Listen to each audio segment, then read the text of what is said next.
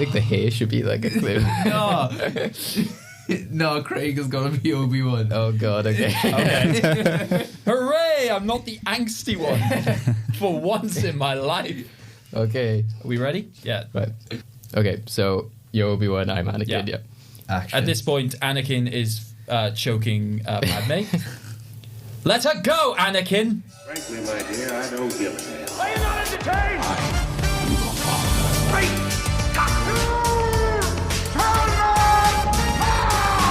Here's Johnny. I'll be back. It's not the car, it's a silly movie boy. Well, good movies. Hello and welcome to Well Good Movies, the podcast that gives you the topics worth discussing and the movies worth watching. I'm your host, David Osger, and I'm joined, as always, by my co-host, Craig McDonald. Hello, all. And today, guys, it is our first officially recorded episode of 2020. And what a better way to start off than talking about one of the biggest franchises of all time. It is Star Wars. And this is actually our 9th episode, so how fitting as well that the Rise of Skywalker has come out, which is also episode 9. We love our coincidences on this show. So we're going to be talking about Star Wars. We're going to go through all those great nerdy stuff. Ewoks or Porgs, Lapti Neck or Jedi Rocks, and who shot first, Han or Greedo. But there will be bigger questions than those, I assure you. To see and go through all of that today, we've got two very special guests. First of all, he's been on the show before. It is Kyle Shaun Thomas. He is a filmmaker and writer for our website, Fresh Take. Hello, Kyle. Yo, how's it going? How are you? Yeah, not too bad. How was 2019 in terms of film for you? Especially reviewing some of the... You took... What's the word? What's the phrase I'm looking for? You took a bullet, that's it, in terms of some of the bad ones, I think. Yeah, no, I'm absolutely fine with that. I like it. It's fun. Yeah. Some of the things anyway. I'm absolutely fine with just sitting there and just seeing what's all the fuss about, and I'm always up for ripping something to shreds. Yeah, and revisiting franchises that then might disappoint with Rambo or Terminator. Rambo more so than Terminator. I was okay with Terminator. Yeah, no, you see a bit more hate for it like after when people are making top 10s and stuff. Oh, but hell yeah. at the time, it didn't seem that bad. But yeah. Also with us is Kieren Williams, his debut on the show. Hello there. Film fan, into Star Wars. What's some of your? Yeah, just big on action films, big on science fiction films. Yeah, a little bit of everything, I'd say, but yeah, big on Star Wars. Yes, yeah, definitely. I think and that's what will be interesting today is one of the biggest things you see with fandom and stuff is what it means to lots of different people.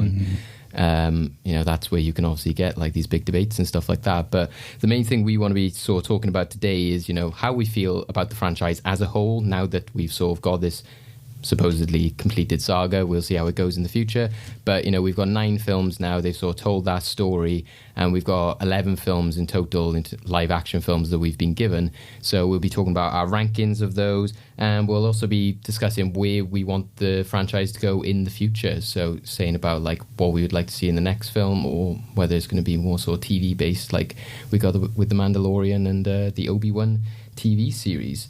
So we're also going to go through our rankings of those films. And I think that's quite a good place to start, really, as sort of like a quick fire thing to get us started.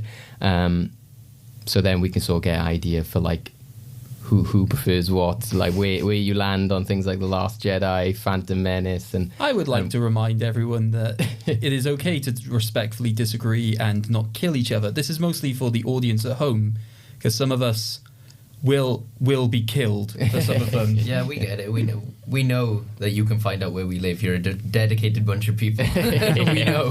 Yeah, be calm in the comments and at home, but it's it can be quite a ruckus when it's Star Wars fans. But we'll keep it all pleasant here. I think we've got some pretty genuine Star Wars fans which are pretty happy with most stuff, or at least civil.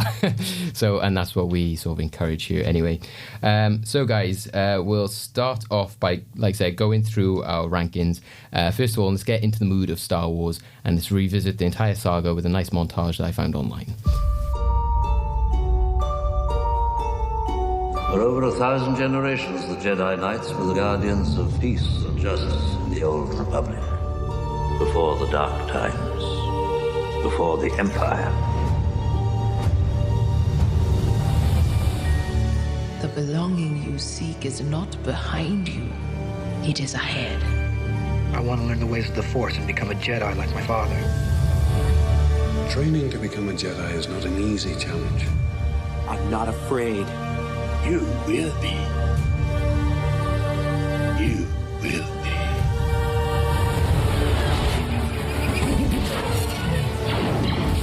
Long have I waited. And now you're coming together.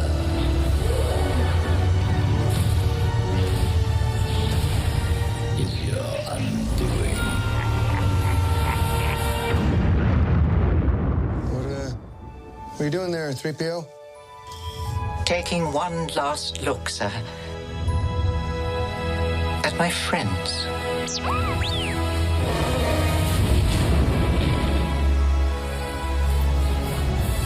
Confronting fear. It's the destiny of a Jedi.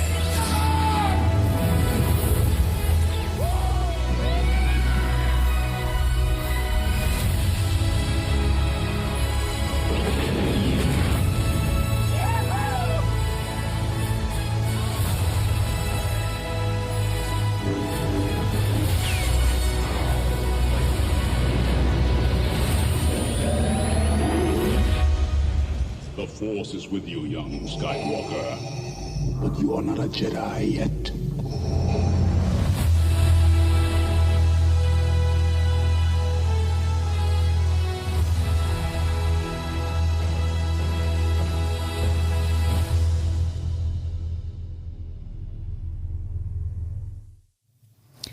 Chills. I'd like to take credit for that montage, but I can't. Yeah, so I don't know if this person actually made it, but it came from the YouTube channel Alec Seagill. So if you made that, fair play to you. It's a very good montage. Yeah, so I hope that got you into like the Star Wars spirit, guys.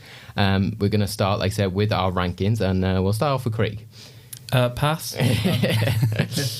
Draw 2. Okay. Yeah, so we'll when you're ready, Craig. Like I said, through your 11 films, you got jotted down, and just brief descriptions as to why. Okay. Top one, Empire Strikes Back. I think definitive truth, like epic story, great execution, fantastic. Second, Last Jedi. Genuinely strong concepts, even though like not the most coherent film. I think some of the best exploration of character and scenarios present. 3, Return of the Jedi, excellent conclusion to the original trilogy. Some problematic areas, not that many. 3, Revenge of the Sith, memeable as hell, love it, and also excellent drama and just lots and lots of lightsaber duels. They're my favorite. Then New Hope, great start. Generally basic, I think restricted by a lot of its time. More CGI has killed it.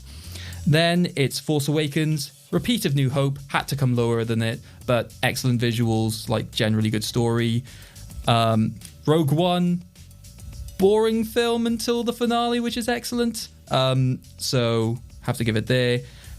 So Solo, consistent film, not that spectacular. Rise of Skywalker, complete jumbled mess. Phantom Menace, what the hell has happened to Jar Jar? Attack of the Clones, what the hell happened to everything? Cool. Yeah, good summaries there. Should we jump over? Kieren, when you're ready. So I've got Revenge of the Sith as my number one. It's the one that I probably watched the most. It's the only one I think I can watch independently of the others. It has just so much going on in it. Sort of emotional resonance. That whole lightsaber, the lightsaber fight at the end. Yeah, incredible.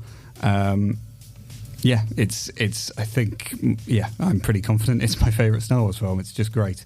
Following that, Empire Strikes Back, for all the reasons Empire Strikes Back is beloved. You get to learn more about the Jedi, and you see that Luke training with Yoda whilst all the other stuff is going on. I've got Return of the Jedi as my number 3. I think I like Return of the Jedi more than a lot of people.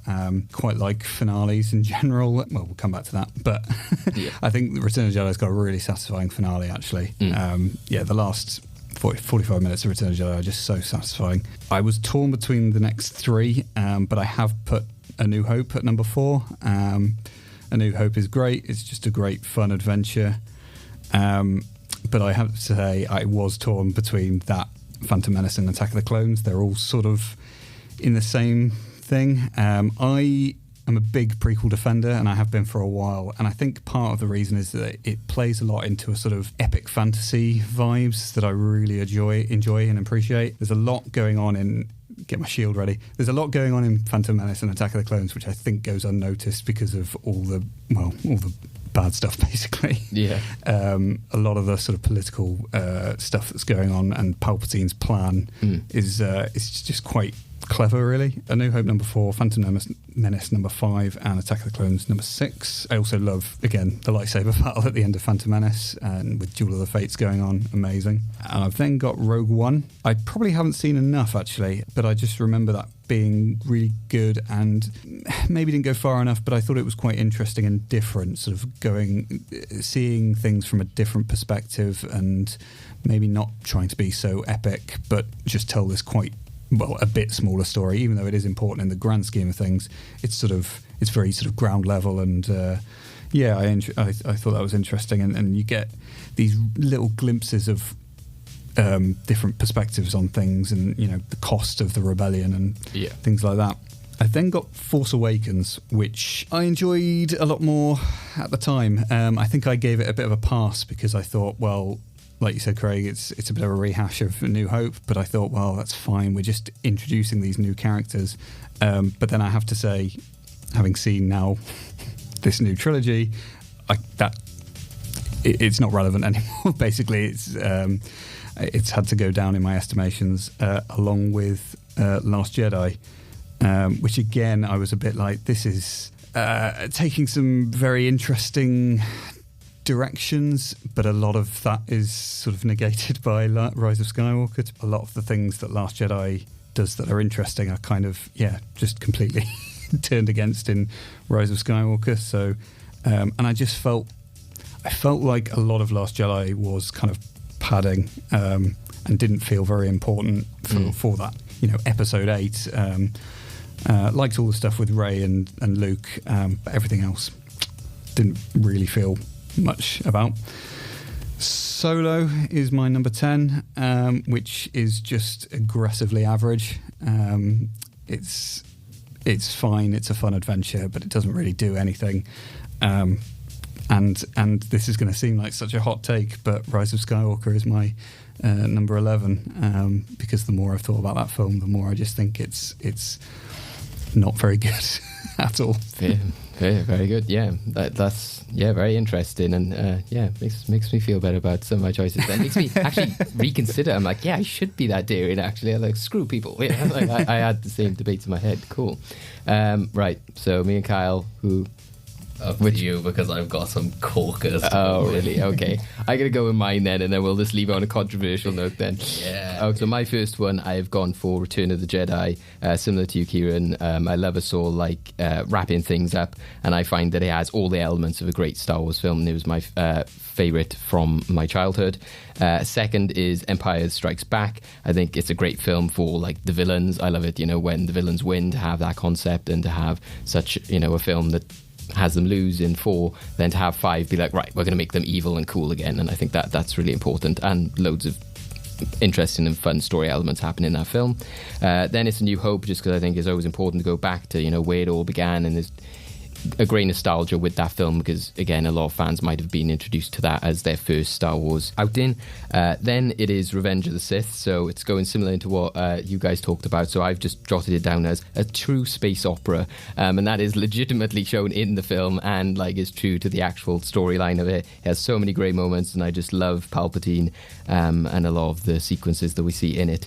Next is Force Awakens. I think to me, I'm still holding it in a bit higher regard, because I felt that they still did a lot of great stuff to start the franchise, and even though I'm similar now that I've seen Rise of Skywalker, it does bring the franchise down, but I'll still give it credit for it being similar to things like Return of the Jedi and stuff, that it still incorporates a lot of tropes of Star Wars which are good. And even though I don't like the an originality of bringing back older things from, like, TIE fighters, X-Wings, etc., I could still give him more credit for, as a film, working overall, even though I probably enjoy some of the prequels more.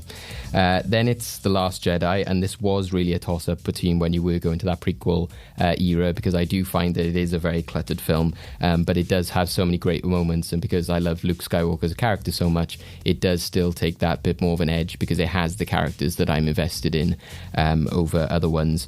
And I do think that Rian Johnson does a lot of interesting things with that film, visually and story-wise, but again, there's just another half of the film which is also very messy and stuff, so it does flip-flop a bit for me. Next would be Phantom Menace. Again, cluttered, but has sort of good world building. I think there's elements in that I really enjoy, like the Duel of the Fates sort of end fight, but also the pod racing scene. I find that's like really entertaining and really, like, great level of special effects and practical effects in that as well. And I like the element that, like I said, I enjoy like politics and stuff in films and stuff anyway, so I'm not as enamored by that kind of stuff. Then it's Rise of Skywalker. Again, it's very predictable, does tie up certain loose ends. I did appreciate some of the sort of like fan moments, but felt some of them like were, unearned and just sort of fan servicey. But I did still give it credit for sort of like wrapping up things like Leia's story, etc.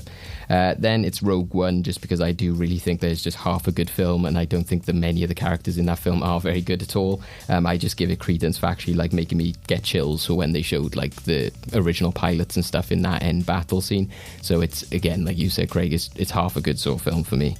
Then it's Solo. I saw like elements of it. I think visually it's interesting. Some of the things they do are good, but I just can't give it much credit because I just think that every character is terrible bar Chewbacca and Han Solo. I just don't like anybody in that film apart from maybe the cameo at the end. But again, I felt that once I left the cinema I felt good because of that, but then when I rewatched it I felt that there just wasn't much for me to still cling on to. And then finally it's Attack of the Clones, and even though I do love like the prequels and I'm a big defender of them, I just do find that is very much a film based on setup and stuff. So even though I love it as a Star Wars fan, I love the like arena battle with like the Jedi and stuff, I still can't forgive that does have the most cordy and hammy dialogue. The one that I've pinpointed and probably explains my feelings is, I don't like sand, it's coarse, rough and irritating and it gets everywhere. So, and that's what I feel about the film. It's a bit coarse, it's a bit rough and it goes a bit everywhere. So as much as I do love elements in it, but as a film I think others are just better crafted films, but probably has elements that I enjoy, maybe some others. So yeah, that's my 11. Kyle. Right, I've seen where you guys have put everything. Yeah. I've taken this in, and I'm probably not going to live past the next couple of minutes. Okay, right, cool. I'll be right in that. My number one is Rogue One. Oh, wow, yeah. Is Rogue One purely because I love the boots on the ground nature of it.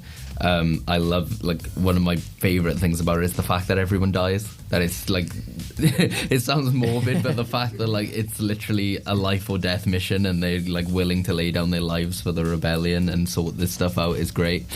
Yeah, I think Mads Mikkelsen was underused. There's obviously some issues and whatever. But my God, I don't remember feeling so much joy as seeing Darth Vader maul, like, just straight through a corridor full of rebels. Like, that's just the coolest thing. I was so happy. My number 2 is Empire, for all of the reasons above. Yeah, it's a great sequel. It's not often that it can be argued that sequels do better than the originals, and this does sequels amazingly. Like, it takes things in new directions. It switches up the zeitgeist of what's going on within it. It's fantastic. Look, bad guys win. Cool. There's a trend by year, I'm noticing. Yeah. My number 3 is Force Awakens. I was absolutely fine with the amount of...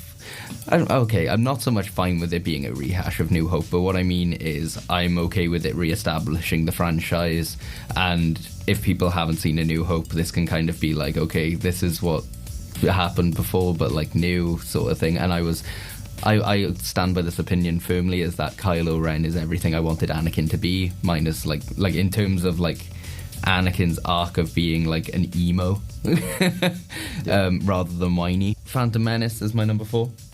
I will always love Darth Maul, and everything that's happened to him is a tragedy. But of course, there's terrible things about it. But I love Liam Neeson and Ewan McGregor more than those terrible things. Sorry, do you mean story-wise everything that's happened to him is a tragedy, or like the way he's been treated by the actual film? Like, What's the difference? Yeah, okay. Okay, the pod racing scene gets like that's my moment to take a break and go for a bathroom or whatever. Yeah. Number 5, number 5. Yes, is Revenge of the Sith.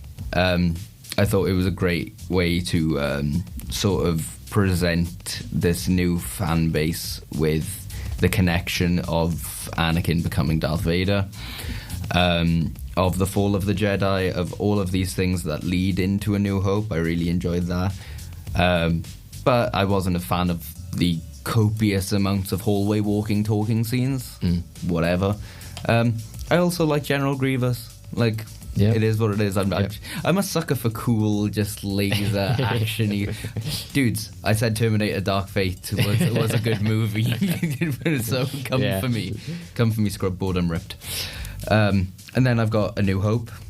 I got to give credit to world building for something that's so unique. Like, obviously nothing quite like it had ever been done before, so presenting a new intellectual property with such wild ideas and stories and brand new ideas, and to keep people on board and not have them sort of question everything but like be in it is fantastic. It's great. My standpoint on the extra CGI stuff is totally unnecessary. I mean, you don't get rehashes of every other 70s, 80s movies, and I think the charm of what it was then is kind of lost now because of the changes. And having it stand for what it is, just, if you take a step back and just look at it for what it was, it's like, wow, that's incredible. And you kind of lose that now because you forget, because Jabba's in it now, not as a man, not as a weird slug, but just as the slug. The whole debacle about who shot first, like, everyone knows who did, and it's obviously Jar Jar. No, New Hope, rate it. Followed by Return of the Jedi. I haven't really got much to say on this one. Like, yeah, as you said, Kieren, it's a great finale piece. It wraps everything up. But I've never really been too attached to that one. Just if it's on, I'll watch it. If it's not, I'm not really reaching for it. There's other ones I'd rather go to first, hence the list. But yeah, Return of the Jedi. After that, we've got Rise of the Skywalker. I enjoyed it. It is what it is. I thought there were corny lines of dialogue that easily didn't get past my radar. I was like, oh man, really? Like the whole final line, oh, god damn it. I think I needed to wash all of my 5 senses out with copious amounts of Jaeger after that. Yeah, the whole undoing of certain angles was horrible. Like, as soon, like, we knew where it was going as soon as Rose was on screen for less than 5 minutes and we were told, no, she's not going on the adventure, she needs to go to the workshop. We've got Attack of the Clones. Anakin's whiny. Yep. I can't deal with it. Like, Yeah. it's like watching, like, you know, you ever like... It's like sand, it's rough, it's coarse. Yeah, it's like if you're out and about and you see like a young couple and they're not together but they're trying it and it's just so awkward and it's like, oh my god, let it end. Let it end. But I was a fan of Count Dooku. Christopher Lee is great. Yeah, that's true. Mace Windu, great. The whole Jango Fett stuff is cool, whatever. Yeah. Cool, okay. Yeah. I'm okay with the last, like, however many minutes are left when there's action. Yeah. Besides that, I'm not really on board with it. Last Jedi is my one before last, my number 10. I don't remember much of it. I only saw it once, and I remember I didn't like it I didn't like it at all, and that's probably why I haven't watched it since, and it's caused so many arguments between me and my girlfriend. Like, it's ridiculous. We have a list of films we can't talk about, and that's one of them. Like, I wasn't a fan of the comedy. Like, for me, Star Wars has had it, obviously every movie has like maybe a moment you find funny, that's great, but when you deliberately have this real intense moment, oh, Luke's finally getting his lightsaber back, what's he gonna say, what's gonna happen, where are we going, and he yeets it off a cliff. I'm not with it. I'm really not. I'm sure like people had issues with Leia floating and using the Force and stuff. I was fine with it. I was like, okay, cool. Yeah. Like, sure, that's fine. The chase sequence stuff bored me to tears. Finn's adventure didn't really need to happen. I was like, okay, I can't forgive them for what they did to Captain Phasma. I miss her. Then we'll rank her up there with Darth Maul, Boba Fett, Jango Fett, Captain Phasma, just all the characters that are supposed to be cool and don't last. And finally is Solo. I didn't see it because of all the stuff going on behind the scenes, needing vocal coaches, needing acting lessons, everything going wrong. And for me, there was no risk. No risk whatsoever. I knew he was going to make it out. I knew he was going to go and end up in the other Star Wars movies. So there was absolutely nothing in it compelling for me until I found out about the cameo. And that's the only redeeming thing for me. And even then, I'm like, okay, I'll just go watch Clone Wars. Yeah, exactly. Yeah. Cool, right. Yeah, so lots of different opinions there. Me and Kieren are just going to go have a drink when Craig and literally it's like top and bottom of the list. We've got lightsabers here, guys. We're about to have it out. So yeah, Craig's favourite, Empire, Kieran's Revenge of the Sith, mine, Return of the Jedi, and Kyle's Rogue One. So it's so mine is the only one that doesn't begin with the letter R. Yeah, you could also make a film from it. You could have like Return of the Revenge of the Empire in Rogue One. So yeah, like that. I think from that we get like a clear picture of why everyone's got their top one and their favourite one. So I don't think we need so much go into that.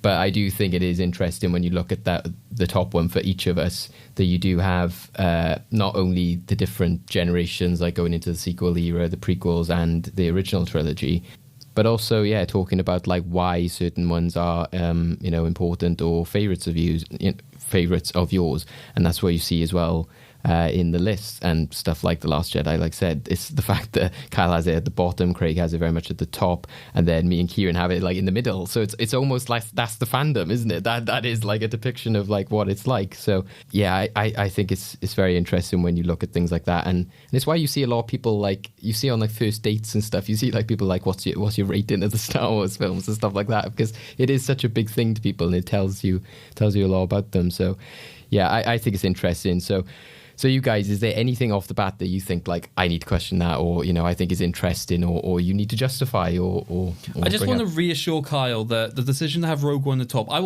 will defend that.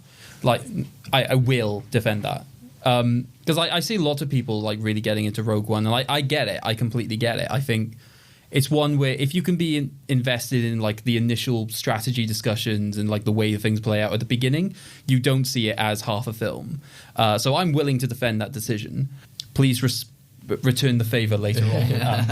Yeah, I think I can understand as well, because a lot of people who say like Rogue One is their favourite or up there, they do it in the sense of like, well, it has everything that a Star Wars film should have, or it has a lot of like a good balance of new and old, and a lot of that is why I like Return of the Jedi. And so I can understand that thinking as well. I think, yeah, the fact that it does have like so many elements that are essential to a Star Wars film, that's where, I do get that. I think it's just when you come down to like, where's your viewing it on the idea of like, I'm looking for an entertaining Star Wars film. I think I was looking at it as like, oh, well, there's this band of people that they've, because they literally go, here's like the 5-6 people who do it. And you think, oh, they're all really interesting characters. But then the fact that I didn't get to learn much about any of them. Yeah. And I think that, what's her name? The lead. Jyn Erso. Jyn Erso, yeah. I just felt that like, because they did reshoot stuff and things like that, I think that they didn't quite nail her story. But definitely as a whole, like a team effort and making, like a on the runs or like, war effort and stuff, they definitely nailed that. That's the thing, I can understand why people don't like it. I mean, those characters, like every character that's presented in Star Wars more or less is established, and they're a returning player, and this was essentially asking people to go against everything that they were used to, and that's, oh, you're only going to see them once and then they're done. That's it. Exactly. Yeah, I always appreciated it for going there and like and killing them all off. Oh yeah, because like I remember sitting in the cinema and just thinking, oh man, how are they going to explain where they go after this? And I was like, oh yeah, the ground. Yeah, this is probably too late to establish. Not this. Even the ground. The Death Star just like wipes out half the planet. Right. It's probably a bit late to establish this, but I was going to say at the start, there is spoilers in this podcast. So if you haven't seen any of these films, don't carry on. I mean, if you have not watched all of these films, A, you'd be Kyle, but two. Look. But two, they'll probably not be listening to this, right? Yeah. So.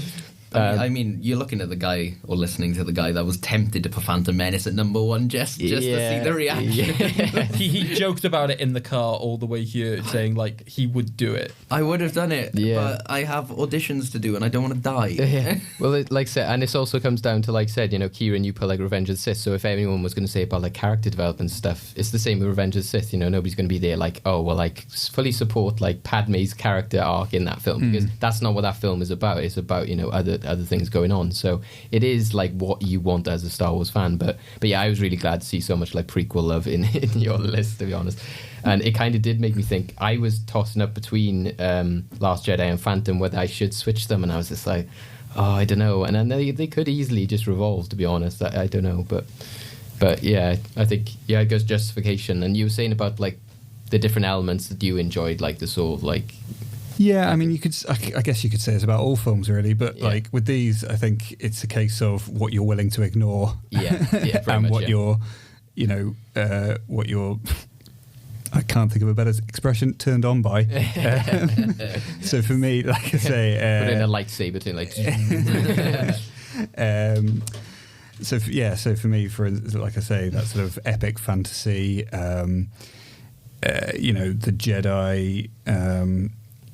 And all the political stuff that's going on in the Senate and the Republic, and then when you sort of realise that it's everything that happens is Palpatine's plan, and all the little breadcrumbs that he's put down for people just to follow, you just think, wow, this is actually really clever and kind of very drawing allusions to things that have actually happened in history, and may not be still happening today. Yeah, exactly. Yeah. Not that I want to turn this into a political podcast at all, but you do get that. A lot of people say like, oh, it's all this stuff about like trade talks and stuff. But George Lucas has gone like, well, how do I show that this guy rise to power? And like I said, part of the problem in Rise of Skywalker is that he's alive. He's just been cloned. So, he goes at the, the legitimate, like, well, let's see how, like, a dictator or whatever does legitimately. And you do need banking clans and trades and all that kind of stuff. Creating a false crisis and getting people to hand over their liberties for security, And creating an entire army that your enemy is fully embedded in just to have them slaughtered. Yeah, I feel like I know.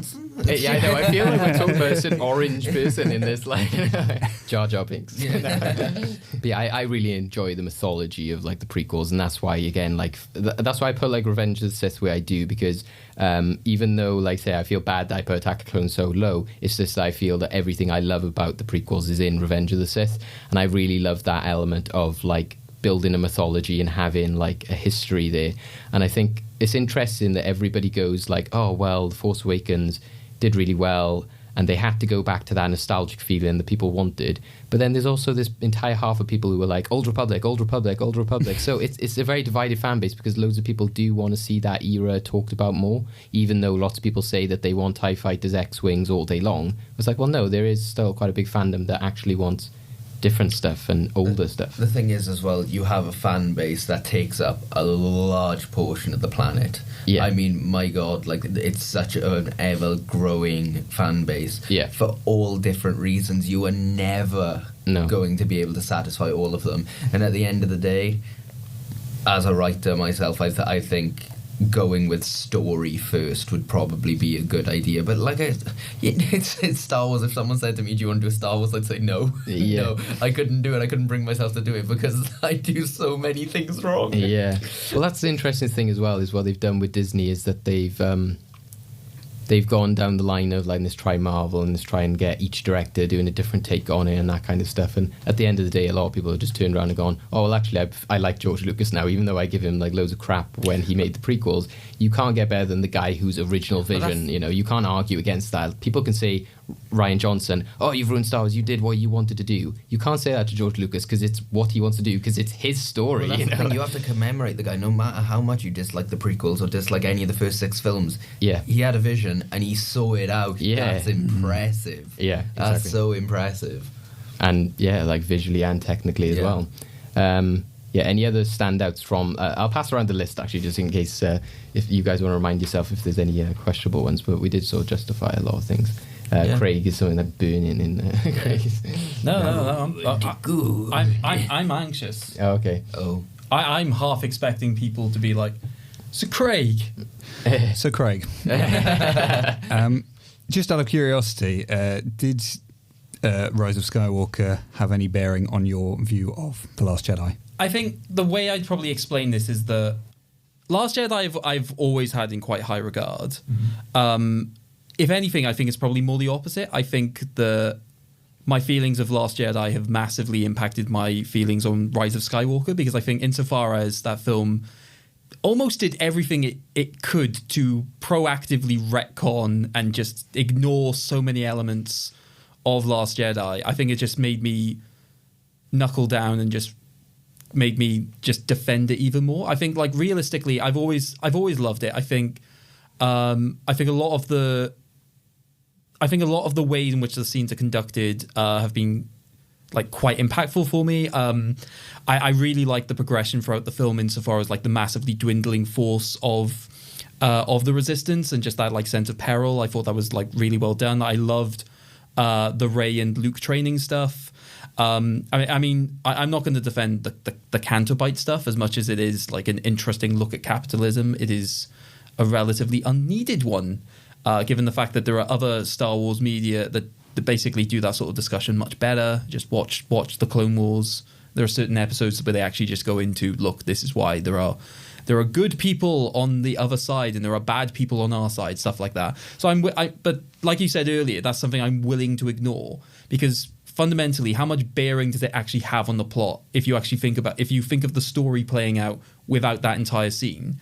Pretty much everything's going to happen fairly similar. So that I thought there was a quite easy element to sort of lift out of the film and just take out.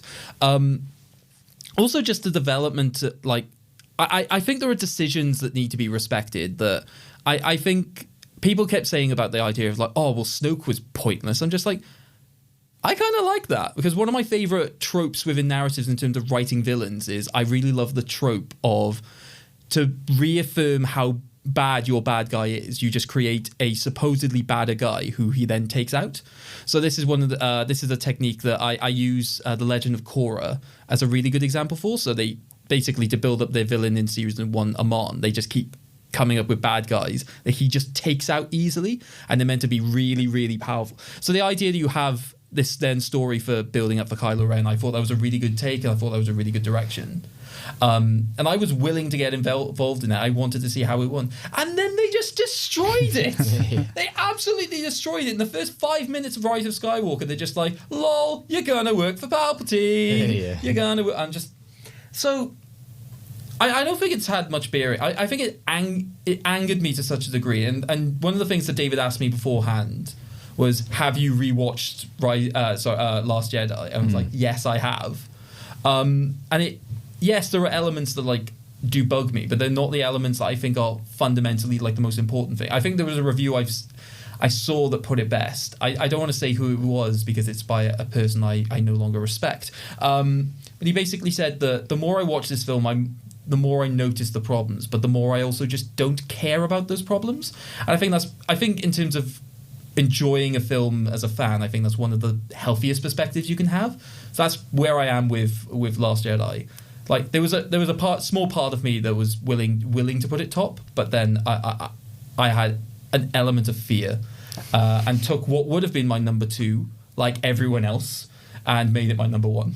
Yeah, I think it's also very similar to that, like where I said about The Last Jedi and Phantom being like, I couldn't decide, and that's similar. It's like where you watch it and you like people talk about all these problems, and you're like, but I just don't care, kind of thing, because I enjoy this, that, and the other. So. Yeah, and I think that's a really good point. And I think, like, interestingly though, I find is sometimes you do see like the fan base, when I sort of look at it, like I think we all have the original trilogy quite high up in our rankings anyway. But to me, like, I sort of like always thought, well, I can't take any of them out of my top 3 because I'm like, they're the originals. So as much as you might like sort of like The Force Awakens or something else for like paying tribute to that, I'm like, well, that's the original one that did it. So like sometimes I find it hard to get on board with the fact that like a copy does it better, kind of thing. So that's where I also struggle with Rogue One as number 1 for some people, because I'm like, yeah, but that is like, even though it is a great Star Wars film. Notice his eyes bulging in Kyle's direction as he says that. No, like it's just the idea that I'm like, well, those original films started that, and like, you know, the reason that is such a great film is because of those original three. But then granted, obviously things have happened since those films were made which make it a lot faster paced and a lot more interesting and that kind of stuff. But I think with the sequel trilogy, and like that's some of the problems you get with like The Last Jedi and The Rise of Skywalker, is the amount of characters. And I think that's what, to me, then also makes the original trilogy quite unique, is that when they do introduce new characters, it's literally just like one person. So like they introduce like Lando and a few villains in like Empire, and then Return of the Jedi. Is there really any other sort of like added characters to the... Yeah, I was gonna say a character that doesn't really say anything.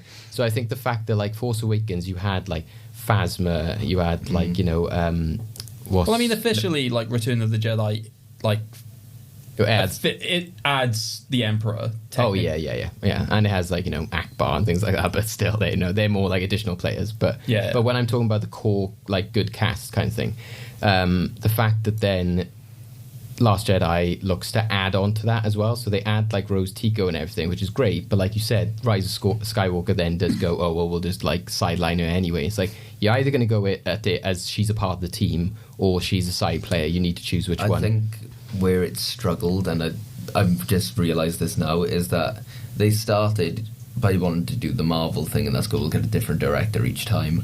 And then based on the response of the second one, they went, oh crap, we'll do it the Lucas way and we'll bring back Abrams. And the problem there is that you just gave the man a job of not only making people happy, but changing what was put before it and coming up with new things altogether. And that's a recipe for disaster, because if you're going to do a trilogy, stick with three people, like with the same person three times, otherwise like it's not going to be coherent.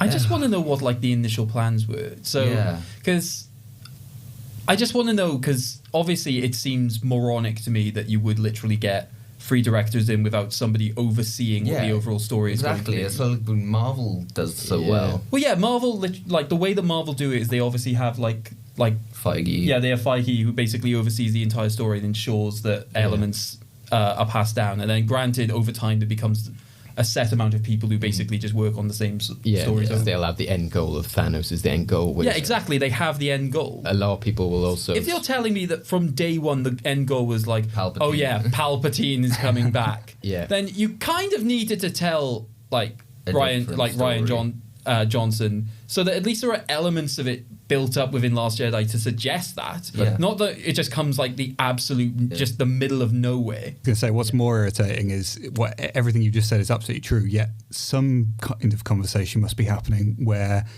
some, I don't know if it's the story group or Disney executives, are saying you need to add things to this film which will lead into something else, like the weird scene with Lando and the girl, and they're going to go off on another adventure in a book or a comic or something. Yeah, I hate that. Or there was another example. C-3PO's red arm. C-3PO's red arm is in a comic. In Force Awakens, she literally says when she gives Rey the lightsaber, that's a story for another time. And it's like, it's not explained in the film. We were talking about it on the way over here. I said, like, at the beginning of the film, having Mustafar as the planet where, like, Kylo Ren finds that Wayfinder thing. And apparently that's in a book in which, like, why Mustafar looks different, and it has trees and it has these people there. And I was like, well, tell us that in the film. Like, you know, like, don't have a major planet from... Last time we saw it, it was like molten rock. And I think the only, like, native population were, 2 legs and an arm? They were workers, but I think, they were robots. Yeah, but the point I wanted to make with the like taking on the storyline thing is a lot of people, and you do see it online, go, Rian Johnson came in and threw JJ's plan out the window, or like scrapped it all and stuff. I was like, yeah, he might have had a plan, but I don't think that he had like a full 1, 2, 3 plan. That's what ever. I was going to say. Like, to me, because I don't want to sound like the bad guy, but from the bad guy's perspective, I could imagine some higher execs going, oh, we'll do it this way. And if someone says why, they go, oh, well, the Star Wars fans, they'll just eat it up. Right? Like on about the Mustafar thing, is like they're not expecting people to have read the book, so they're just like, Star Wars fans, they'll just accept that Kylo Ren's killing people. And JJ has a track record for that with Star Trek, going like, oh, we'll just put Khan in because, you know, people understand this Khan and that kind of thing. Go. So I don't believe that he had a legitimate, like, full planned out story, because if the Emperor was always planned to come back anyway, why did they film his stuff like a year ago? Like, they literally, like, how long has Rise of Skywalker been in production? Maybe 3 years? And they went, oh, you know what? We looked at it and we thought we need to bring the Emperor back. I was like, so you've just admitted that he was never, like, a part of the plan? That could have just been a result of killing off Snoke, though. I've heard that theory that, you know... Yeah. But again, like, he would have never...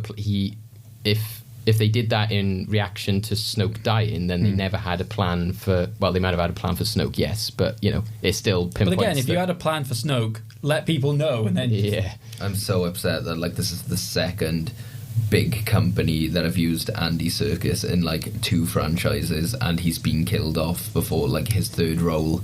Yeah. It's ridiculous. I was like, what has Hollywood got against this man? That's true. But also on the Snoke thing is...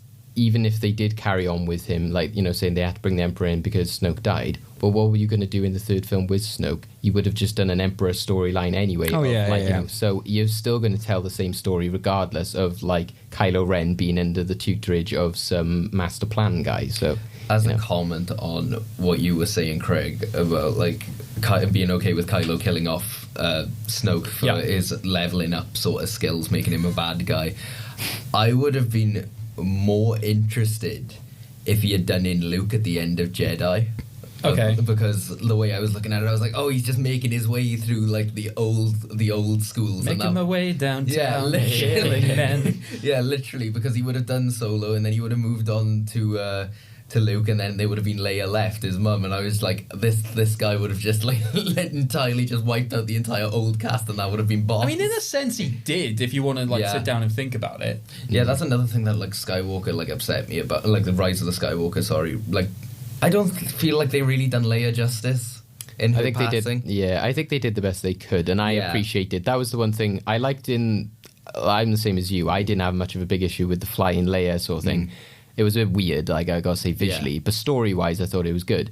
And I did like that the Rise of Skywalker had her be the Jedi sort of thing. They showed the footage of her, what she was like, because I never liked the whole idea of, like, oh, well, she has Force sensitivity, but she's still a commander and she just uses the Force if she needs to. It's like, no, like, at least she wouldn't have, like, they wouldn't have said there is another Skywalker and have Luke go, like, you're the other one and you're the next hope. And then never do anything with that. So I'm glad that was the one thing I liked, the Rise of Skywalker retconned. I did like that. I have a question for the floor. Like, I'm just going to set it up in terms of what do you think? of parameter. If we're saying that dark side powers and Jedi powers are to be learnt and harnessed and whatever, and Anakin had to learn dark side powers in the 3rd, why is it that Rey just suddenly shot lightning from her fingers as if just because she's related? Because that was just the entire bit of the film that I had lost it with it, and I thought I was in for a ride of, like, hating the entire rest of the movie. But once they sort of, like, got back on board with, like, you know, at least Chewie wasn't dead and that kind of stuff, I was like, okay, I see, you know, you're doing better now. But that moment was just literal, like you said, oh, it's Star Wars. Yeah, but the way that we find out that Chewie is alive is so unimpactful. Yeah, just like, cut to. He's here. Like, why didn't they just build it up and then when everyone finds out that he's alive, that's also when we find out? It was so funny. But it also pinpoints why I think the sequels, like the prequels, should have done. You know, they shied away from not having, like, original characters. And I think, the sequels do need to have those original characters, and that's a big appeal of that film. But they should do it in a way that means that, you know, give those characters those moments. But I don't personally think that Chewbacca and C-3PO and R2-D2 should have been with them in the next 2 films. I think they should have just had their moment in Force Awakens and then bring in new characters. That's the thing. It's like they had cold feet about really stepping into new grounds. It's like, oh, here's BB-8, but we'll keep the old ones because, you know, oh, look, here's another new one, but we still got the old ones. I think what they would benefit from, and, like, I think it's going to be even harder now that, like, Disney own this and Disney are doing all this stuff. But you just need to be brash and bold and just jump into it and just stick by your decisions rather than trying to please so many different areas of fans. Because I think at the end of the day, more people will have respect for the filmmakers and the ideas of their projects, of those Star Wars projects, if they stand by them rather than automatically going, people didn't like it, we need to change it. Oh my God, please still like our property. Because now I think we're in a position where a large portion of Star Wars fans are entitled because the companies keep trying to make them happy and give them what they want all the time. Like, just Well, the big difference with something like Marvel is because they do that to Marvel fans a lot because there isn't really much diversions to take. You know, everyone's like, we want to see Captain America do this and because that he's had a comic line and he's always had that storyline, whereas like fans had like, what was it, 20, 30 years to think about what Luke could have done and that kind of thing. So there's various ways they could have gone about it. They could, they can go down the son and daughter like route. They can go down like he set up a new Jedi Order. You can go down the he turns evil. There's loads of ways you go. Whereas the difference, and that's why they shouldn't take the Marvel route too much, because people who go, I want to see this character and I want to see him as he should be, is because that they have a history in the comics and they look that way in the comics. So then you just go, we'll do it as they do in the comics. You go, yay, it's like it is in the comics. Where Star Wars doesn't have that. It's like one guy's vision and it can be interpreted and go lots of different ways. Exactly. I'd like to try and answer your question. Okay. Do it, please. So I think the fact that she uses Force Lightning is exactly because she hasn't had the correct tutelage. Oh, okay.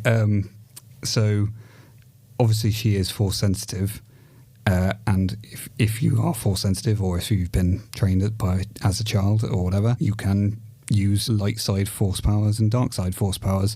But because she hasn't been trained on the correct path, she ends up using the dark side ones, which are effectively more, or this might be my own interpretation, but they're generally more aggressive. So the lightning as opposed to the push. Yeah. And that's a big theme of The Last Jedi and Rise of Skywalker, is that it's better to defend and be the shield rather than the sword. So that's the whole last scene where she's holding the lightsabers and deflecting his Force lightning. It's the we'll win by not fighting what we hate but saving what we love quote, which some people have a problem with, but I think really it fits. like that argument, actually. I'm on board with that. I really like that. And I think, I can't remember if this is in the new canon, but I know in the old extended universe, the Jedi and the Sith aren't the only religions that understand the Force. Yeah, that makes sense. Yeah, they do with the witches and stuff like that. Yeah, the Night Sisters. That's it. So yeah. Yeah. To be honest though, I think that's the problem though, is that you do have a lot of headcanon as well. And to be honest, I don't sort of look at JJ and go that he intended to do that. I look at him and go, she's a Palpatine, so she needs to shoot lightning. There's a bit of that. There's definitely a bit of that. But I think there's a lot of taunting from Kylo Ren that you need to embrace the dark side because it's more powerful and it will get you what you want. Yeah, and which is exactly what Palpatine did to Anakin. And what's your thoughts, Kieren? Like, as you have, like, said, a lot of the original ones high up on your list, but then a lot of the prequel ones. So, like, with like the sequels and stuff, how they sort of pay tribute to those? Because, like, even though, like I said, I can still enjoy elements of Force Awakens and Last Jedi, it still bugs me to hell that, like, Luke predominantly uses a blue lightsaber. Again, I know the story wise that they're just like, oh well, he was baiting Kylo. I was like, I know, but he is, like that. He made that transformation in Return of the Jedi to become this different person and move on from his father. I didn't even notice that until you just brought that. It just bugs me that we never see the green lightsaber apart from in flashbacks. And it's like, Oh yeah, I've never noticed that. Another bug is by the end of the trilogy, you still don't have a new Jedi Order set up either. So. But yeah, did you feel there's any sort of like visuals like in terms of home? Like I liked pretty much all the way the characters were dealt with, and maybe Chewbacca and C-3PO and R2-D2 didn't need to be there throughout the whole trilogy in such, on the front stage. Yeah. One thing that does bother me about Force Awakens is we get to see similar but definitely different planets from the original trilogy. So you've got Jakku. Yeah, it's another desert planet with not much difference to Tatooine. And you've got I can't even remember what the name of the planet is, where Moz's bar is. Yeah, is a forest planet, a lot like Endor. Yeah. So that kind of bothered me. Like you're using these sort of considering the scope of the Star Wars universe, like you could have done quite a lot. Oh, and then the Starkiller base is icy. Hot, sorry, I could see you both waiting for me. Yeah. Oh no, I was waiting for another more obvious mention, but one of the planets that gets destroyed. At first, we were like, "Is it Coruscant?" But it's not. No. Like why? It's just another heavily urbanized planet. Yeah, so given the scope of the universe, you could have done anything. You could have, you could have done anything, and they went and played it very safe. But it seems odd that it's not those planets from the originals. Yeah, I can understand with like Jakku, like going with this idea of it's like a Ravager planet of like torn, destroyed Star Destroyers and that kind of stuff. But like you said, visually it does look like Tatooine, and like you said, and again the Clone Wars cartoon does a great job of going like, well, we've seen pretty much the the elements of water, grass planets, all that kind of stuff, but they still managed to bring in new planet, like a planet of cliffs and a planet of like you're in the sky and clouds, and they managed to mix it up. And I don't think they really did that till Rise. Where it's like Rick and Morty, it's like everything's on a carb. Yeah, but like Rise of Skywalker did that somewhat. Like they had that weird icicle place they went to at the beginning, but again they just left it straight away. And then they had like the place where Zori Bliss was kind of different. That was like up in the clouds, but again they never really spent time there enough to feel that it was different. Like I say, it's mainly a Force Awakens Last Jedi thing I had a problem with. And Last Jedi has Crate, which is a great concept, but they just rushed there at the end, and which I thought was unfortunate, but it is a nice place. I still love the meme though, is like, this is the entire Star Wars fan, but it's salt. Yeah.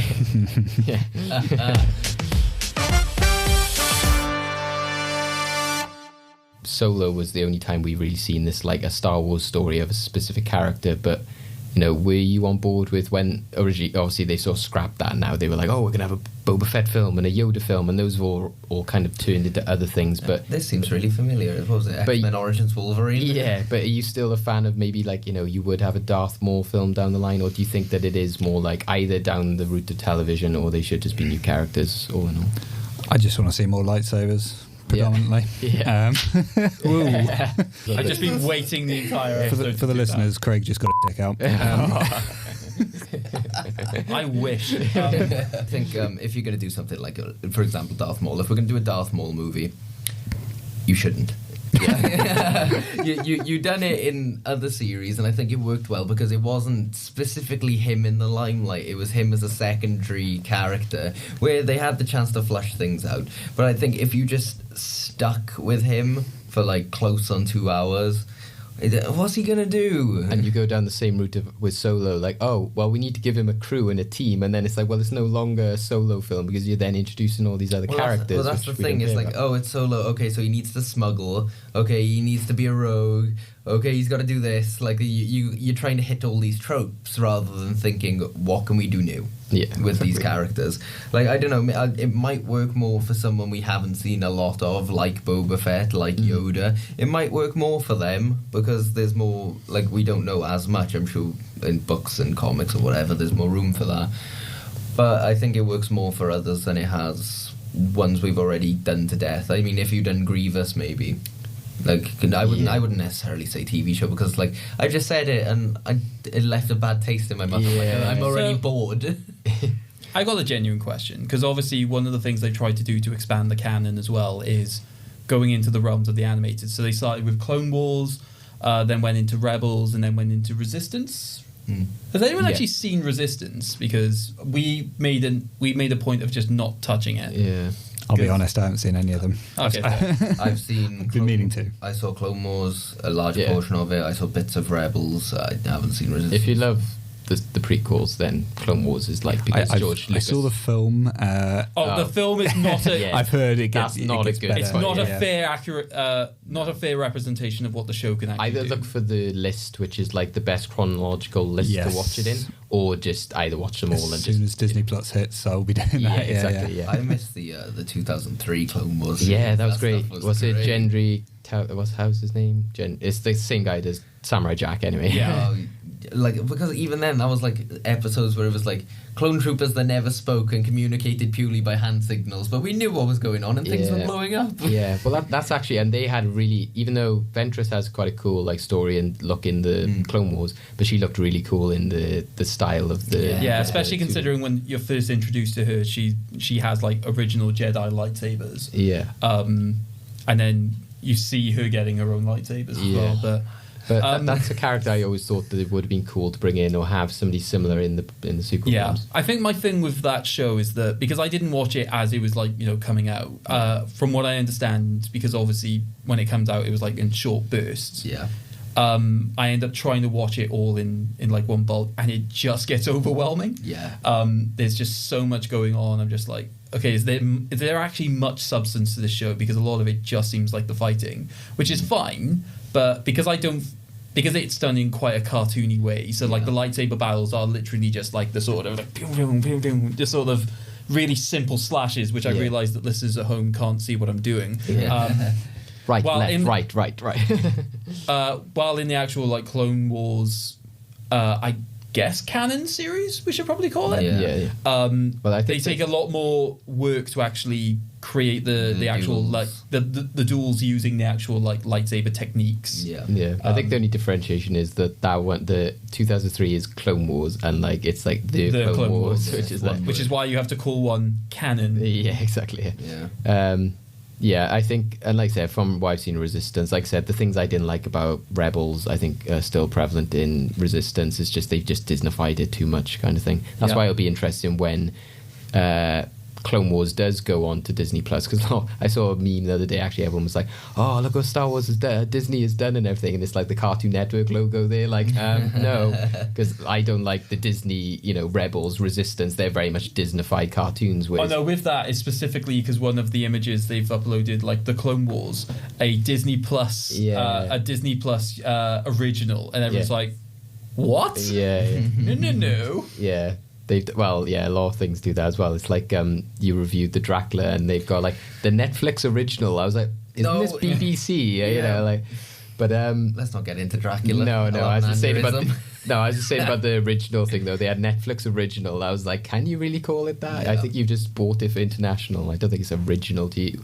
Yeah. But I was always more fan because they were so like more on the fringe. They're working with Lucas, and they can do what they want because it was more of an ambitious show, and like George Lucas would just give them money and they could have a bigger budget and stuff, whereas Disney's very much like, no, we just want a very Saturday morning cartoon thing that's going to enjoy, like people will enjoy. Yeah, for anyone who has not seen it, literally I will happily recommend episodes where death is depicted and how it's done in certain episodes of Clone Wars versus Rebels, where you don't see a character die in Rebels until Series 2. Oh, sorry, the end of Series 1. Yeah. And I'm just like, what? You're expecting me in all of this blaster fire to expect that no one has died properly?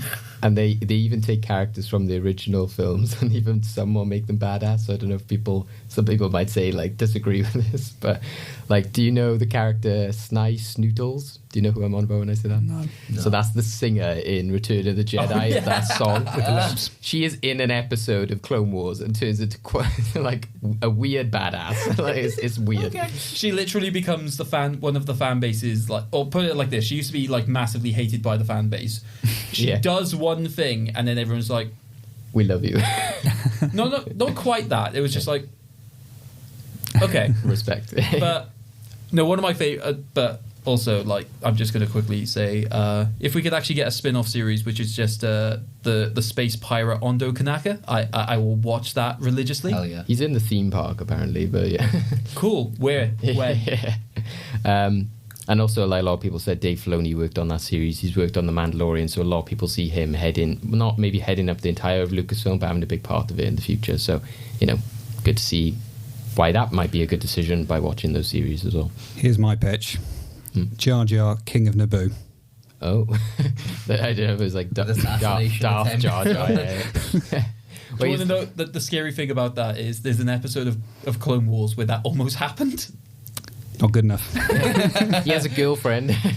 Really? Yeah. A different species. What species is she? Oh, I thought she was a Gungan, but just like pink or something. Oh, no, that's a different one. Yeah, there's like a pink Gungan, which isn't his girlfriend. But then, there's like a Dodd, I think, a Dud. She is massively in love with Josh. Yeah. So, At least someone is. yeah, exactly. Yeah. Yeah, because I think JJ was quoted as when he was going to make The Force Awakens, they were like, will you have Jar Jar? He was like, God, no. And I was just like, oh. I was like, come on, man, be a true fan. I just want to know where he is, just so I can sleep at night. Yeah. I just envision him. J.J. Abrams and Jar Jar. Well, they both got JJ in their names. So, He is Jar Jar. Yeah. Oh, wow, that's a Darth Jar Jar theory. I know somebody who calls him Jar Jar Abrams. Jar Jar Binks. I still just see him celebrating on the top of that building in Return of the Jedi when they added in the extra footage. which again was too bad they didn't use that opportunity in Rise of Skywalker to show some other planets. They're just like, no, we'll just show Endor again. and like you said, what's it called? Jakku. It's like, really? Is there many people on Jakku celebrating right now? I don't think there's many people on that planet. They're probably like, woohoo, more ships to scavenge. Yeah.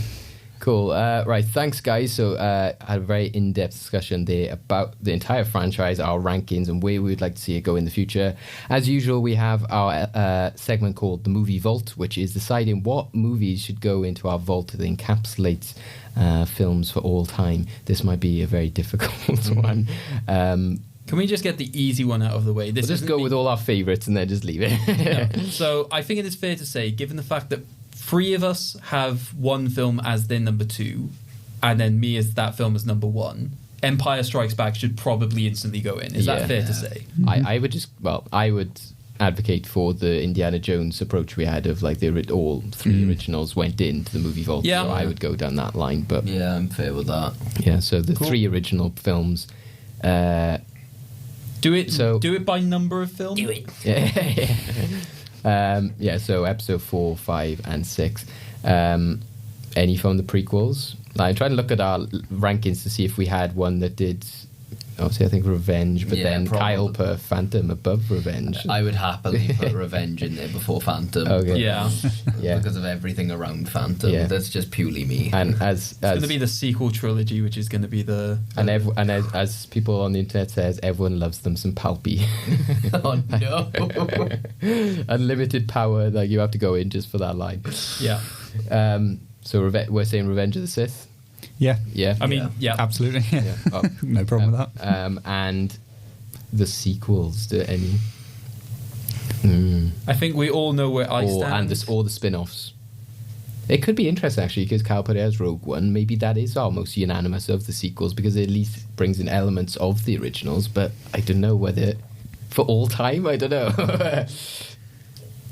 The Force Awakens feels more important, and feels more like a moment in recent cinema history. At least somebody could revisit how Carrie Fisher's career changed, if they had that vault. Yeah, see where they all ended up. I feel like Force Awakens is the one that's avoided all the hate and the controversy the most. I'm sure, obviously when it first came out, everyone was like, "That's the only one we have, so we'll go gun it to death." But no offense, Craig, but Rian Johnson and then Abrams, that's just going to be a constant clash. I know people are backtracking now and saying they have respect for Last Jedi, though. Yeah, but I don't know this. But the problem is, are they doing that for the right reasons? Are they doing it because they genuinely like Last Jedi, or they just hate Rise of Skywalker more? Exactly. I would be happy with I would be happy with the originals, Revenge and Force Awakens, but it's up. I realise that it's going to be a lost cause for me fighting this. I think if you did have Rogue One, like I said, it'd be because you enjoy the elements of A New Hope and stuff. So if you were to watch any of them, like you said, and whereas again, at least all 3 of those have got their different elements and stuff like that. Yeah. So, cool. Going into the movie vault is Star Wars, A New Hope, The Empire Strikes Back, Return of the Jedi, Revenge of the Sith, and The Force Awakens. Into the movie vault you go. And actually credit as well, in the sense that there's 5 of 11 films as well. So it's not so. That was back in the days when we had 6 films. You were like, well, 4 of them are really good, and it was just or at least half of them. But now it's 11, and then people are like, oh, it's still only 5 of them. Cool, right, guys. So we now go on to our next part of the show, which is obviously traditional, which would be our first endgame of the year, which pits our 2 guests against each other. And obviously this one will be Star Wars themed. I shall pass over to Craig. So we have a little video to start this one off. A long time ago, in a recording studio far, far away at Cardiff Met University. Endgame. Episode 18. We finish each other's... sentences. Sandwiches. Sandwiches. There are many notable lines within the Star Wars universe. They are often misquoted or taken out of context. Only a true fan will know all of the hidden details of these lines. We believe that you have this potential. We are going to play a series of clips from the Star Wars films, and we want you to write down what you think the next line is. You will get 1 point if you are close, if the entire line is correct, or half a point if you are close. This will arbitrarily be decided by Craig, the Jedi Master of the Endgame. Assisted beautifully by loyal astromech droid David, who'll be keeping score. You'll be playing for the chance to hear a famous scene of the franchise acted out by our host. We have 3 to choose from. Have fun. Which astromech am I? That's my question. Well, I imagine you sort of like R2-D2, but I was contemplating putting you as a translation droid, but I thought, nah, that's a bit harsh. I probably have got the pedanticness of the C-3PO. Yeah. No, I prefer you to be the one in the beginning of Phantom Menace. Oh, excuse me. So, is everyone clear on the rules? You just got to write down what you think the next line is. It's kind of like that. What was that old singing show where it was like finish the lyric? Yeah. So, like I said, we're being really specific with this one.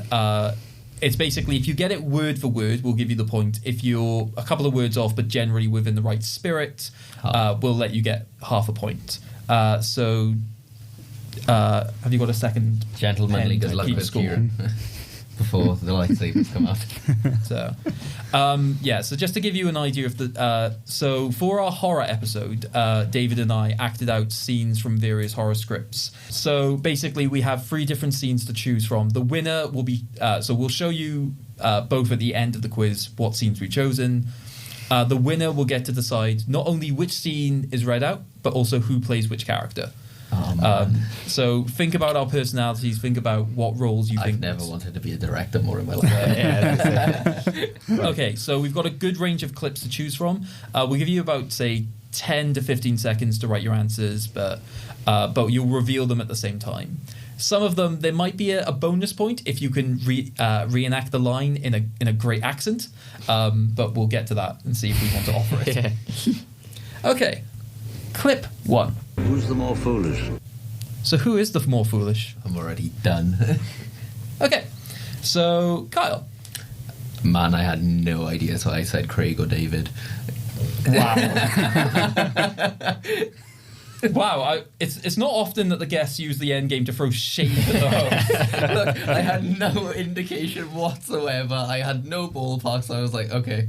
We'll put it out there straight away. Kieren.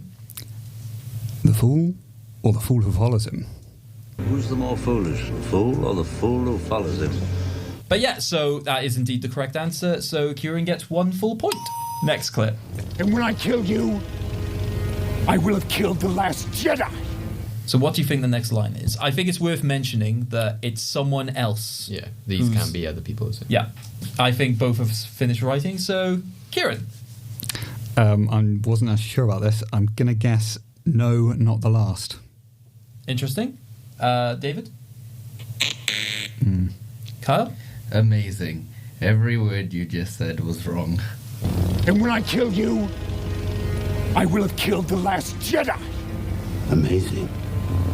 Every word of what you just said was wrong. Yeah. So that is is missing like 2-3 words. Yeah. I think you missed the word of. God damn it. But I think what the rule was meant to be like. I'm fine with conceding half a point. It's more down the route of like. Yeah, so I think earlier when I tested this with David, it was like specific words being different rather than say connecting words. Okay. So I'm willing to say that is a point. Cool. Like our original example would have been down the route of like. Luke, I am your father, rather than like, no, I am your father. Right, okay. So it's rather than if he had said like wonderful, then amazing. Yeah, exactly. So, okay, so that means that at the moment both have 1 point. Next clip. Muy, I love you. You almost got us killed. Are you brainless? I spec. We had to include him somewhere because we certainly weren't going to discuss him in good Star Wars content. And also, like, Kyle got something right from The Last Jedi, so Craig is like, moi, I love you. Just in less racist ways. Kieren. I haven't got this 100% right. The ability to speak does not denote intelligence. Okay. I have, just because you have the ability to talk doesn't make you intelligent. Muy, I love you. You almost got us killed. Are you brainless? I spec. The ability to speak does not make you intelligent. Okay, so with that, I'm willing to say that both are. However, I would say that you overcomplicated your lines in various ways. So, first of all, I love the word denote. Qui-Gon is a very analytical person. Yeah. So I think for that, they get half a point each. At this point, David realizes that the scoring system is flawed for how to write it down and update content. Excellent. Next clip. The shroud of the dark side has fallen.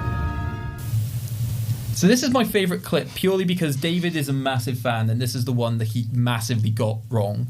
So David carried me through a Star Wars quiz before, so I thought he was invulnerable. This defeated him. Oh man, I have nothing. I don't. Unless you want another joke, I ain't got nothing to write. No, go for another joke. So let's see what you can come up with for that. This is like watching students in a test. One's just just write some memes and stuff. And the other one's really, really serious, I need to get into Cambridge. I need to get into Coruscant. The problem is I thought I was the latter, but no, I'm the former. Which is really funny because it was only this morning I was watching a Graham Norton with Ricky Gervais and he was the only one in muddied up trainers. I see and that, I was I feel that. So, Kyle. let's start with Kyle. So does someone want to give me my feed line? The shroud of the dark side has fallen. Someone should pick it up. Then Kieren? Oh, and Kyle's. I didn't think we needed the sound check. No, I'm sorry, I don't know. Okay. The shroud of the dark side has fallen. Important moment. Begun. The clone has.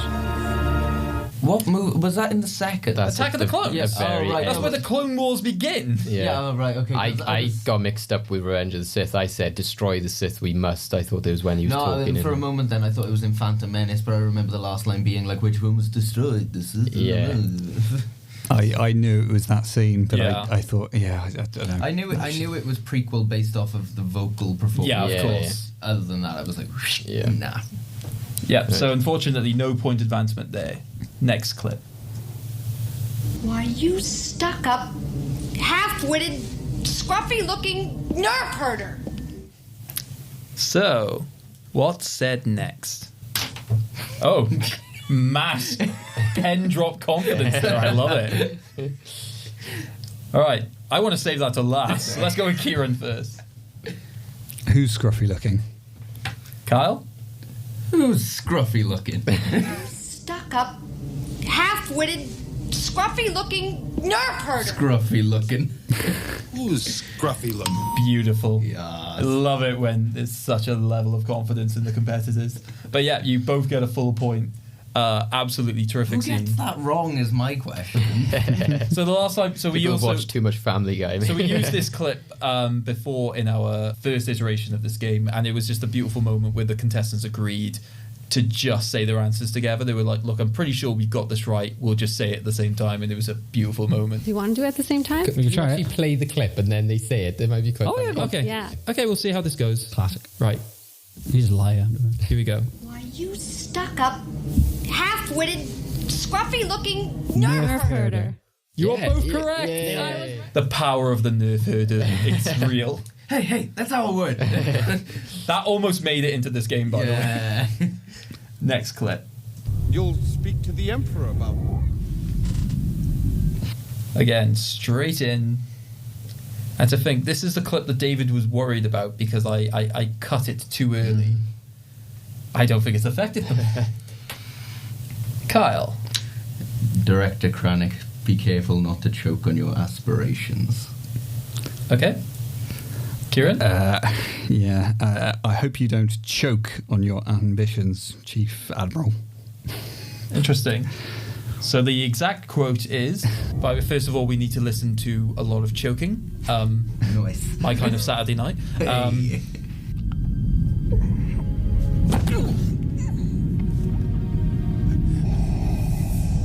Be careful not to choke on your aspirations, Director. I was misweighed. Yeah. So again, I think that's half a point for both of you because I think you got the be careful not to choke perfectly. You said ambitions, which is a mistake I constantly made, so I sympathise. I think I said that. Yeah, you said it as well. You obviously swapped and added in Krennic, which is something that David also did. No, I put director Krennic at the beginning when it was just director at the end. Yeah. Yeah. Damn it. So, but none of us could forget Darth Vader's foray into puns. Oh yeah, I loved it. And the fact that like he's just there holding it, like, don't so choke weird. on you. So yeah, it's 3-3 at the moment. So excellent. Next up, You want to buy some death sticks? Who doesn't want to sell me death sticks? I don't want to sell you death sticks. so we want both of the lines that come after this. We're not actually selling death sticks, just to be clear. I want to know what's in a death stick, though. Shall I make a suggestion and we play out the lines? Because I'm pretty sure we both know. I'm up for this, yes. You want to buy any death sticks? You don't want to sell me death sticks. I don't want to sell you death sticks. You want to go home and rethink your life. I want to go home and rethink my life. Beautiful. You want to buy some death sticks? You don't want to sell me death sticks. I don't want to sell you death sticks. You want to go home and rethink your life. I want to go home. That has to go in your show reel, Kyle. You'll be offered so many roles. I'm going to be the next Watto, I'm telling you. You'll be like cast as like a troll under a bridge or something like that. Never before have contestants earned their... It's amazing. We'll give them the top answer. Yeah. That's usually given to the winners, but... Yeah, okay, excellent. But yeah, so we had to... winners. So we had to include the death sticks. Did you say you were given a point for like an extra point for like how good they? I did say. Yeah, so I think they've both earned a bonus point. Great. It's 5-5 now. Next up, ready? Cool. Your overconfidence is your weakness. I think I might have mixed up the scenes. Okay. Well, we'll soon find out anyway. Ready? Okay. Who wants to go first? Kieren first. Give me. Your faith in Obi-Wan is yours. Okay. I had your belief in your friends is yours. Because I'm not sure if it was the Vader scene. Your overconfidence is your weakness. Your faith in your friends is yours. So, No. They are right, but they're getting a half a point. Okay. Because it's faith, not belief, and it's... Oh, no, sorry, it's... sorry, it's friends, not... Obi-Wan, I said belief when it was faith. Faith, yeah. Right, Which I think is worthy of half a point Okay, each. that's it. Okay, let's hope we've now made sure that we're playing the right things. Ready for the next clip? I sense Count Dooku. I sense a trap. Next move? So we're looking for what the next move is. Bust in to be our guest.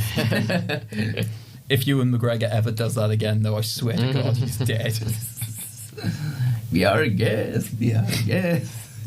Okay, so let's start with Kyle. Spring the trap. Kieren? I couldn't remember, sorry. Okay.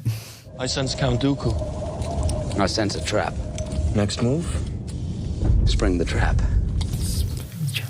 Yeah. It's so elegantly said. I love it. So quirky. He's like, let's go and cause mischief. So that's 1 point to Kyle. So at last, A lead has been taken. And it's from Kieran's favourite as well. So next up. I don't believe it. It says, I don't believe it. Yeah, I don't believe it. Is this from a different movie? We'll see how this goes. Oh, it's going to end up being a draw, isn't it? Nah, I concede. So no answers. I don't have that.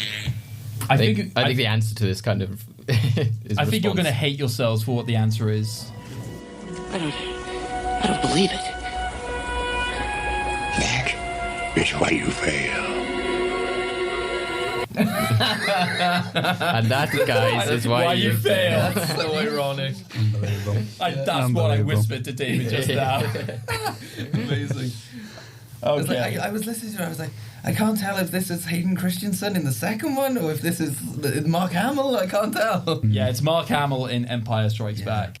So special thing about this one is that this is an interaction that we love so much that we decided we wanted to include as much of it as possible. So the next clip is worth 3 points because there are 3 different answers. Ooh. Oh no. So the responses you're looking for are from one character, and you'll hear all of the interactions of the other character.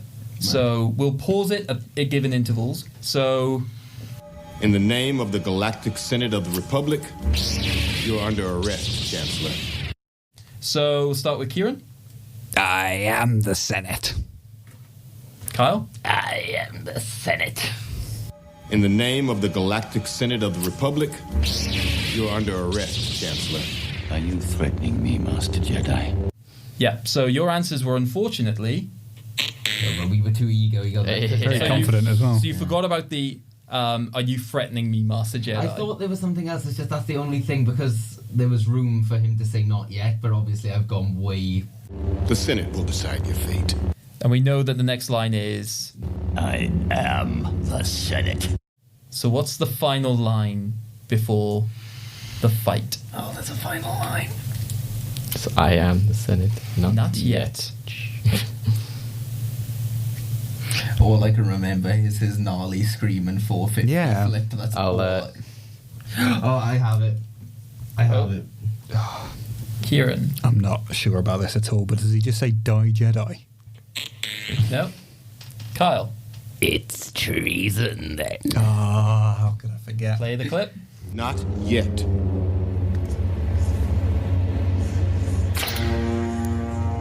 It's treason then. That's include. I will let you win if I can see your best 450 flip across. Yeah. So with that, Kyle's answer was correct, which And that was a full point. that's a full point. And that was the last clip of the episode. So Kyle ends on 7.5 points with Kieren on 5.5. Oh. Very disappointed in myself. which means that Kyle is The winner. Yes. The dark and he side. claims the dark Kylo Ren's lightsaber. So the prize, as we said, is the chance to hear a scene reenacted by David and myself. And you also get a little trophy. Yeah. Nice. So, I can do shots out of this. would you like the I am your father scene? Would you like Tarkin versus Leia? Or would you like the intro to the famous Obi-Wan and Anakin fight? Oh, it's gotta be the Obi-Wan and Anakin fight. Excellent. I was tempted to go with Tarkin, but no, it's gotta be the Those were the two we were like. So, who would you like to play each character? I think the hair should be like a clue. No. No, Craig has got to be Obi-Wan. Oh, God, okay. Hooray! I'm not the angsty one for once in my life. Okay. Are we ready? Yeah. Right. Okay, so you're Obi-Wan, I'm Anakin, yeah. Action. At this point, Anakin is choking Padme. Let her go, Anakin! Let her go. You turned her against me. You have done that yourself. You will not take it from me. Your anger and your lust for power have already done that. Flings off cloak. You have allowed this dark lord to twist your mind until now you have become the very thing you swore to destroy. Don't lecture me, Obi-Wan. I see through the lies of the Jedi. I do not fear the dark side as you do. I have brought peace, justice, freedom, and security to my new empire. Your new empire? Don't make me kill you. Anakin, my allegiance is to the Republic, to democracy! If you're not with me, you're my enemy. Only a Sith deals in absolutes. I will do what I must. You will try. Anakin ignites his lightsaber. Oh, that was the Shakespeare. Shakespeare is dead. God is alive. That was amazing. That was fantastic. So yeah, I tried to go with it as like a drunk Anakin, which is almost what he's like in the film. Oh, it was fantastic. It was sheer. I can't believe you got that girl's number over me. Amazing. Right. So, yeah, I hope you enjoyed that, guys. I hope it was a good endgame prize. Thank you for joining us and speaking Star Wars with us. As always, very nerdy chat. Where can we find you online? Is it Twitter? But on the off chance you've enjoyed me listening, if you've enjoyed listening to me talk about Star Wars, I do run a video game podcast with a couple of friends of mine. That's the Purple Ghost Gaming Podcast. We haven't done anything for a while, but we should be back on track soon. We talk about a variety of video games, new and old, so it's not just the latest stuff. But we try and get something out every week. Awesome. And Kyle? You can find me on Instagram at kshaun.thomas. My Twitter's linked up to the same name, I believe, but you can catch all things filmmaking, acting related to do with that. I'm trying to keep up to date with posting more, but sometimes there are dry spells and sometimes I'm so busy I can't find my shoes. Yeah, fair enough. We all have that. As usual, guys, you can catch us on at Fresh Take Hub. That's for our Facebook, Twitter, and Instagram. You can get us on our website, which is also the same, www.freshtakehub.com, and that's where you can also find this podcast, which is /wellgoodmovies. So, yeah, thank you guys for joining us today. It's been very fun. It's going to be a very good 2020. Have you enjoyed today, Craig? Yeah, it's been fantastic. Yeah. I mean, I've been, igniting many lightsabers. Metaphorically and physically. Have a duel with someone later. It'll be great. Fair enough. Yeah, thank you for joining us, guys. We look forward to talking more Well Good movies in the future and in this upcoming year. And obviously, like I said, keep following us. Join us on the next one. Rate us, review us, and also check out the films that we advised to the Movie Vault, which is Return of the Jedi, Empire Strikes Back, New Hope, Revenge of the Sith, and Force Awakens. And if there's any other favourite Star Wars films, there's no others we didn't talk about unless your favourite is like Ewok Adventure or something. But if you have any different opinions, let us know in the comments, and please remember to be civil. So thank you, guys. We'll catch you on the next one. Thank you. Bye-bye. Goodbye.